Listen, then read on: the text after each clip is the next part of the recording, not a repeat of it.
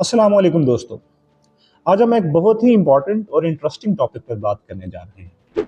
Uranium enrichment. ये क्या होता है, कैसे किया जाता है, कहाँ और क्यों यूज होता है, और इस सब के पीछे ईरान का क्या रोल है।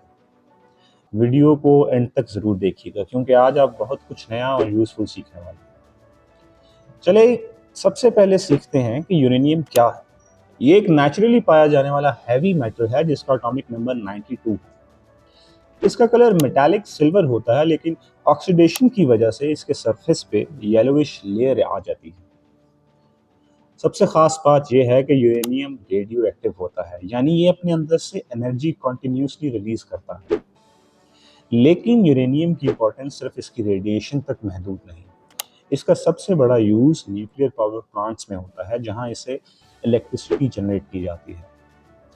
कुछ कंट्रीज इससे न्यूक्लियर वेपन्स बनाने के लिए भी इस्तेमाल करती हैं, और इसके अलावा मेडिकल ट्रीटमेंट और साइंटिफिक रिसर्च की फील्ड्स में भी यूरेनियम का अहम किरदार है। अब सवाल उठता है, ये यूरेनियम आखिर आता कहाँ से है। यूरेनियम को जमीन से माइनिंग के जरिए निकाला जाता है। सैंडस्टोन डिपॉजिट्स और हार्ड रॉक माइनिंग या कुछ दूसरी टेक्निक्स यूज करके इसको निकाला जाता है। ये एक कॉम्प्लेक्स और हैजर्डस प्रोसेस होता है, लेकिन दुनिया भर में यूरेनियम की डिमांड के लिए ये ज़रूरी है। अगर रिजर्व्स की बात करें तो दुनिया का सबसे बड़ा यूरेनियम स्टॉक ऑस्ट्रेलिया के पास है, तकरीबन 28% ऑफ ग्लोबल रिजर्व्स।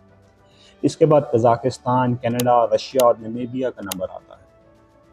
यानी यूरेनियम एक रेयर रिसोर्स ज़रूर है, लेकिन कुछ कंट्रीज के पास इसका कंट्रोल काफ़ी ज़्यादा है। लेकिन यूरेनियम अपने रॉ फॉर्म में डायरेक्ट यूज नहीं होता।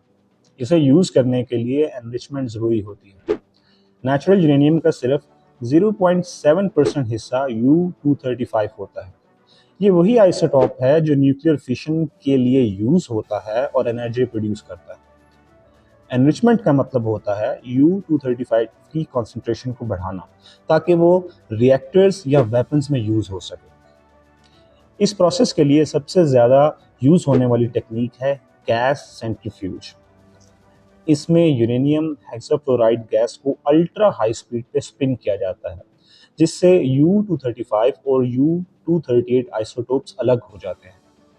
यही टेक्निक ईरान भी अपनी एनरिचमेंट फैसिलिटीज जैसे नातांस और फर्दो में यूज़ करता है। 2015 में ईरान ने एक न्यूक्लियर डील साइन की, JCPOA, जिसमें एनरिचमेंट को 3.67% तक लिमिट कर दिया गया था। लेकिन 2018 में जब अमेरिका ने डील से निकलने का फैसला किया तो ईरान ने एनरिचमेंट लेवल बढ़ाकर 60% तक कर दिया, जो सिविलियन पर्पसेस से काफ़ी ज़्यादा है, लेकिन वेपन्स ग्रेड लेवल से अभी भी कम। तो एग्जैक्टली कितना एनरिचमेंट किस पर्पस के लिए चाहिए? अगर बात करें सिविलियन न्यूक्लियर रिएक्टर्स की, तो 3 से 5% एनरिचमेंट काफ़ी होती है। रिसर्च रिएक्टर्स के लिए तकरीबन 20% एनरिचमेंट चाहिए होती है। लेकिन अगर गोल हो न्यूक्लियर वेपन्स बनाना तो एनरिचमेंट 90% या उससे भी ज़्यादा रिक्वायर्ड होती है। अब अगर बात करें उन खतरों की जो यूरेनियम से जुड़े हुए हैं, सबसे पहला रिस्क है रेडियो एक्टिव कंटेमिनेशन, जो हेल्थ और एनवायरनमेंट दोनों के लिए डेंजरस हो सकता है। फिर होता है न्यूक्लियर प्रोलिफरेशन का रिस्क, यानी अगर किसी कंट्री ने सीक्रेटली हाई एनरिच्ड यूरेनियम तैयार कर लिया तो न्यूक्लियर बॉम्ब बनाया जा सकता है। ईरान के केस में भी देखा गया, 2010 के साइबर अटैक से पहले ईरान ने कुछ एनरिच यूरेनियम सीक्रेटली मूव भी किया था ताकि उनका प्रोग्राम पूरा ख़त्म ना हो। और फिर है न्यूक्लियर वेस्ट का चैलेंज, जिसका डिस्पोजल आज तक दुनिया के लिए एक सीरियस इशू बना हुआ है। माइनिंग वर्कर्स की हेल्थ भी इस इंडस्ट्री का एक साइलेंट विक्टिम है। इतने सेंसिटिव और रिस्की प्रोसेस को मॉनिटर करने के लिए इंटरनेशनल चेक्स भी होते हैं। IAEA यानी international atomic energy agency enrichment plants को क्लोजली मॉनिटर करती है। ये फैसिलिटीज़ हैवीली सिक्योर्ड होती हैं और एनरिचमेंट टेक्नोलॉजी को स्ट्रिक्टली रेगुलेट किया जाता है। इसी वजह से अक्सर सैंक्शंस लगाए जाते हैं ताकि कोई मिसयूज़ ना हो। तो दोस्तों, ये था यूरेनियम एनरिचमेंट का एक कंप्लीट, क्लियर और बैलेंस्ड ओवरव्यू। हमने यूरेनियम की प्रॉपर्टीज समझी, यूज केसेस एक्सप्लोर किए, एक्सट्रैक्शन और एनरिचमेंट प्रोसेस को ब्रेक डाउन किया, ईरान का रियल वर्ल्ड एग्जाम्पल देखा और इससे जुड़े ग्लोबल रिस्क और सेफ्टी मैकेनिज्म्स को भी ब्रीफली कवर किया।